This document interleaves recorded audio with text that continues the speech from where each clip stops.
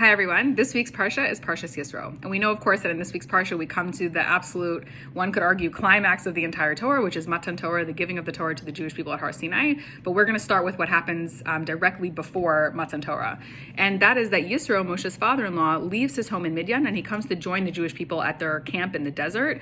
And he right away sees that Moshe, the leader of Bnei Israel, is busy dawn till dusk answering all of these multitudes of questions that Bnei Israel has about how to keep Torah, how to keep mitzvos, how to do halacha.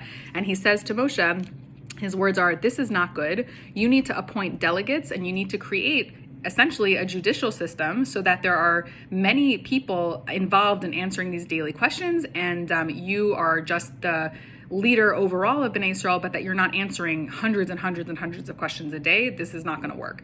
So, of course, aside from the practical benefits like not having Moshe burn out and enabling other people to be leaders, this suggestion of Yisro's really introduces something new and teaches us something important about relationships, not only between ourselves, but between us and Hashem.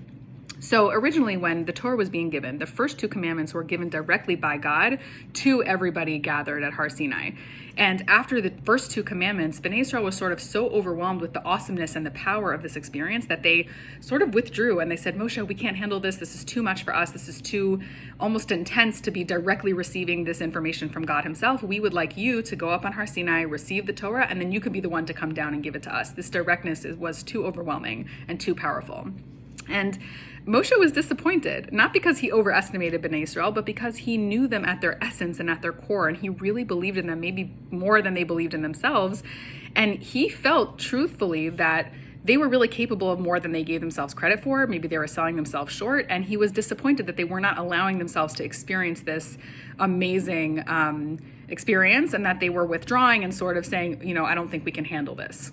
So he was disappointed, but of course Hashem corrects him and he says, no, they're right. Let's do it the way that they're asking. And we know that Moshe himself goes up on Har Sinai, receives the Torah, and then brings it down to Bnei Israel, and they get it from him. In addition to all these ambassadors and delegates that he then puts into place to answer all of their questions. So this is a beautiful thing, to have a leader, of your nation, or one could argue a parent or a teacher or some authority figure in your life, who believes in your very essence, who sort of is not sidetracked by the mistakes you make and by the fronts we put up and by the defenses that we have, but who really understands you and who really believes in you and who can see your essence, who can see your true capabilities. There's nothing more inspiring to have. There's nothing more safe and secure. There's nothing more amazing than feeling that someone you look up to really gets you and knows what you're capable of, even and maybe especially at the times when we don't really feel that way. But there is almost a downside to that, which is that when it comes to the nitty-gritty questions, right, the day-to-day questions, and this is what Yisro was telling Moshe to delegate. Yisro told Moshe, you will still remain the general leader of the Bnei Israel. You will inspire them and guide them and teach them how to live a Torah life. But when it comes to the how to kosher a chicken, how do I do teshuvah if I've messed up? How do I fix my marriage? How do I raise my children? These are questions that when you are such an inspiring leader who people feel so grateful for, they might not feel totally comfortable coming to you with these sort of maybe there's an embarrassing question that someone has and they don't really want to reveal to Moshe Rabbeinu that they don't know what time candlelighting is this week.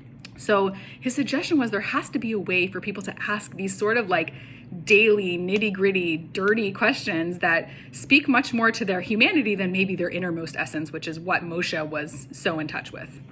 So the practical integration of Torah, right? Not only thinking of Torah as this very holy, inspiring, maybe kind of remote and intimidating thing, but something that is here in your daily life. You can ask your local Orthodox rabbi, what time is candlelighting tonight? Oh shoot, I think I trafed up my kitchen. How do I fix that? You need someone who's really in with the people, who maybe is a little bit more integrated into society and less remote and intimidating a figure than someone like Moshe Rabbeinu. And Moshe's role is equally needed to sort of have people rise to greater heights.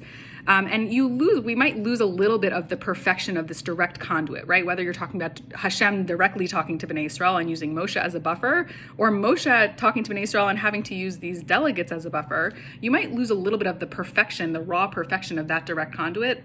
But what you do by sort of bringing Torah down to the level of the people is you give B'nai Yisrael and of course ourselves ownership over this. This is not just, again, some remote code of law. This is something that applies every minute of every day of our lives. The most embarrassing question that we have, there's a Torah answer for that, and there's a competent Torah leader that will help you with it. And it says in Devarim later, these are the words: if you listen to the voice of Hashem, if you keep his commandments, which are written in the book of law, if you turn to Hashem with all of your heart and all of your soul, you'll see that these mitzvos, which I'm giving you today, are not too hard for you and they're not too remote. Lo b'shamayim hi v'lo me'ever layam, ki karov elecha hadavar me'od b'ficha u'bilvavecha lasoso. The Torah does not only exist in heaven, and it's not beyond the sea, but these words are very close to you, in your mouth and in your heart, and you can do it. So this speaks to how close and how accessible Torah is for us. This is not some like pie in the sky remote ideal to work towards. This is something that we can experience every day, no matter what level we're on.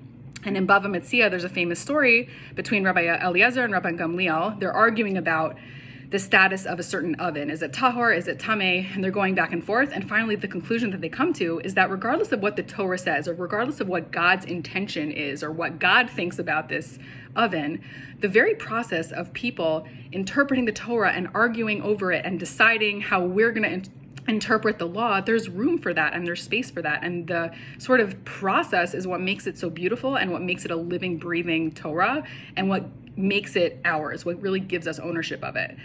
And Rabbi Sachs says that the words that Yisro uses for Moshe, he says, this is not good. The only other place in the Torah where those words are used is in Bereshis, when Hashem sees that Adam is alone, and he says, and it says, God saw that it was not good for Adam to be alone, and he subsequently creates Chava to be a partner to him. And many sources learn that before Chava was created, Adam, the being Adam, was actually two, almost like a man and a woman together in one body. And it was totally self-sufficient, this creature Adam, before Chava existed. It lived in Gan Eden, it had all of its food, everything was provided for, and even emotionally, right? If you have man and woman in one body, you know, one of them has a problem, the other one offers validation and a solution, the other one offers thanks and gratitude. You have the full cycle existing just within one person. There's no room for error. And it's this totally self-sufficient being or unit. By separating them and creating Adam and Chava as two distinct beings, suddenly there's space between them. And again, you lose a little bit of that raw perfection of just being a totally, in touch unit, but you create the space for that sort of like the messiness, the arguments, the reconciliation, the communication. You create room for process. And that's what gives people ownership over all of their accomplishments and over all of their growth.